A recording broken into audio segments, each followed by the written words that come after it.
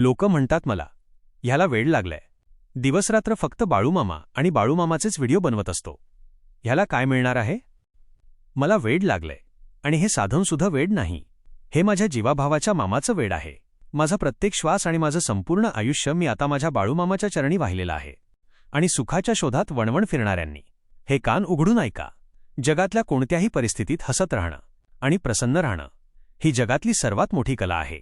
आणि लक्षात ठेवा, ही कला तुम्हाला बाजारात विकत मिळणार नाही. तुम्ही कितीही रुपये कमवा, पैशांच्या राशी होता, हा आनंद मिळणार नाही. तुम्ही कितीही भोग भोगा, चैनीच्या वस्तू वापरा, हा आनंद मिळणार नाही. अरे, अख्ख्या भारताने तुमचा सन्मान केला, तुम्हाला डोक्यावर घेतलं, तरीही आत्मशांतीचा तो आनंद तुम्हाला मिळणार नाही.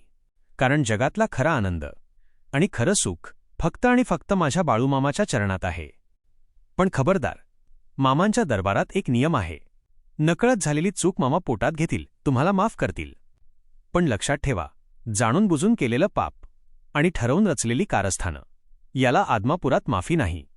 तिथे दया नाही, तिथे फक्त आणि फक्त हिशोब होतो. ज्यांचा या न्यायावर विश्वास आहे त्यांनी आताच कमेंटमध्ये लिहा, बाळूमामाच्या नावानं. चांगभलं.